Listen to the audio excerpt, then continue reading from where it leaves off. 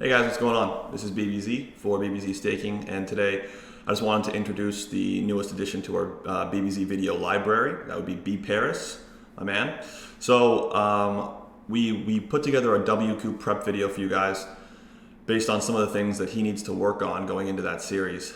And the focus for the video was really common spots, but the way that we diagnosed it is we started off with a kind of a top-down database analysis review where we highlighted all of the things that he's doing incorrectly. And then from there we moved into some of the key spots that I thought he could more easily fix because he's on a tight timetable that he could more easily fix going into the series. And so that meant focusing on folded C-bets, blind versus blind, isolating small blind limpers from the big blind, and then defending his small blind post flop versus in position bets. So I think that should be real helpful for people. I think that some of those things are relatively easy to fix on a tighter timeline. I think that there's something that he can definitely take with him and improve on throughout the series. So, with that, thanks very much, and let's get into it. So this is blind versus blind. I'm limping at 30. I'm guessing this is some kind of mix. I don't have this one memorized. But... Yeah, so we see a lot of suited Broadway getting raised at a high frequency. I think once you get down to King 7, it's a little bit less. Yeah, it's pure limp, I guess. Yeah, so in suited Broadway, you can see King 10, Queen Jack. Those hands are higher frequency raises. Right. So, yeah, sure. Limping this one seems good. He makes it 4. Don't shove, I don't think. I think we mostly call. I think I call, yeah. Okay. So don't fold. You would call this one, right? Yep. Yeah, okay. I guess I did not. Yeah, missing a call here. Yep. Obviously, it looks fucking ugly, but the math just works out that it's not in the bottom 25%, so we have to call. Yeah, that's true.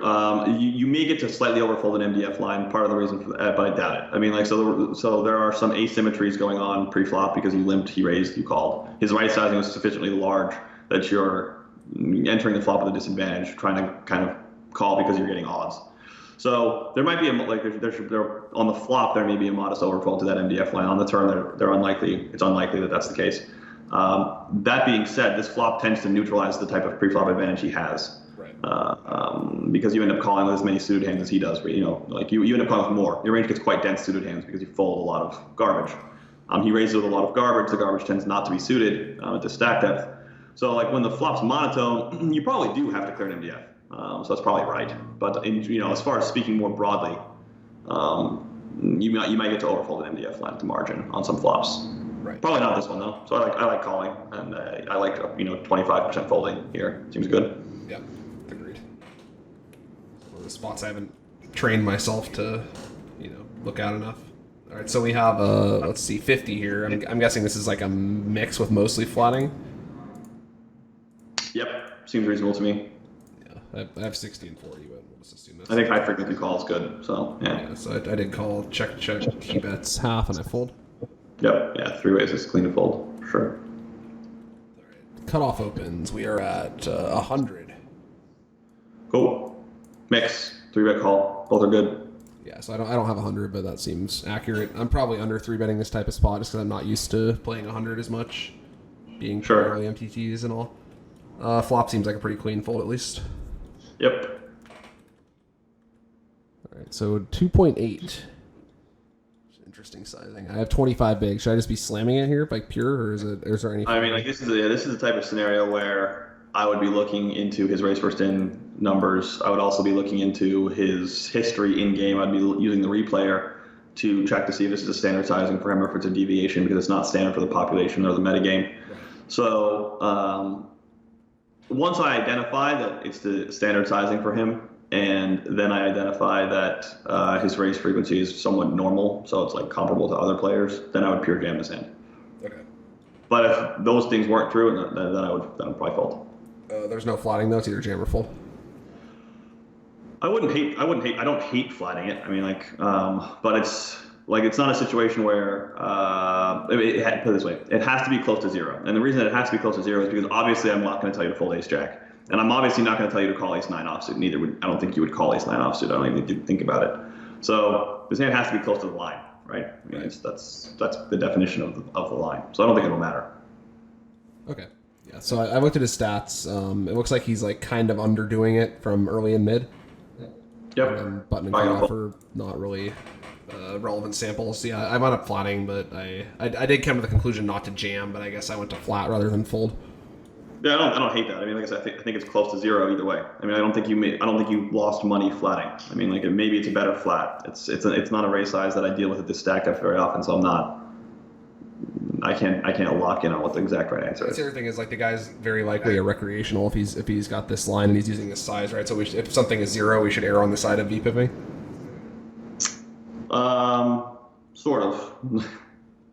Yeah, with this hand, yes. With this hand, obviously yes. you can take that logic too far and start punting a bunch. Sure, yeah, exactly. I mean, there's a lot of hands that are around zero, right? But against that type of player at this stack depth, the type of hand you want is the type of hand that's going to be robust against kind of inconsequential bets. And so, like, when you make a pair of aces, that's going to be good. When you make a pair of tens, as long as it's like a reasonable flop, that's probably going to hold up reasonably well. At this stack depth, the hand that might be worth close to zero is a hand like 5-6 suited. That hand's probably not going to be as good. Maybe it's worth less than zero. Maybe a hand like 7-8 suited. That hand's gonna be worth less than zero against like a recreational player, because if they use like really large sporadic bet sizes post flop, that hand is really challenging to play. It's really medium strength in nature and blah blah blah blah. Right. Where like this hand is gonna flop more like kind of hot cold equity. The other hand is gonna flop like more middling, mediocre, drawy type equity. That's less valuable against like an unpredictable player. Right. It's really 7-8 suited is worth a lot if you had more chips. You just don't have the chips, so you want top pair, I think, against this type of player. Right. This hand does that, so sure. Okay, yeah, that all makes sense. So I would hope I called the flop, but I don't know. I guess I don't mind folding.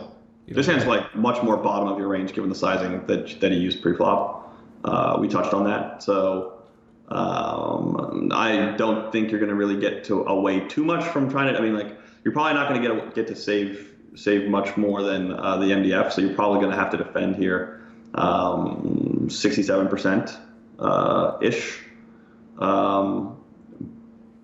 but maybe a little bit less because it's a pretty bad flop for you. Right. And I don't think this hand is like a clear like top 70% candidate. I mean, like we hummed and hawed about calling pre because it's like it's kind of bottomish. The range for calling pre is going to be narrow. When you do happen to have Jack 10, it'll be suited and it'll have still 75%. So 3 out of 4 of those will have a backdoor flush draw. You'd probably rather float with Queen Jack of Hearts than call it this hand, I would assume. Yeah. So this hand being in like the bottom 30% seems like probably it's probably right around there because of how tight you would call the raise to begin with. Okay, yeah, that makes sense. Hey guys, so I hope you found that interesting, and I hope you ultimately find that really helpful. So we got into some cool concepts there. There's much more going on in the video that's on bbzstaking.com. I would definitely encourage you guys to go check that out. BPairs fans, he's the man, and I think that content is going to be really helpful for people who are preparing for WCOOP, but also really helpful for people who are just trying to find out what types of leaks are common and how do you think about those, and like what kind of a diagnosis can I expect? What does a diagnosis even look like for mistakes in poker? And just getting affiliated with some of the ideas that we're talking about and how we think about the game, how we approach problems, how we approach fixing those problems, I think will be really helpful for you guys. So thanks again for checking us out on bbzstaking.com, and have a great day. Thank you very much.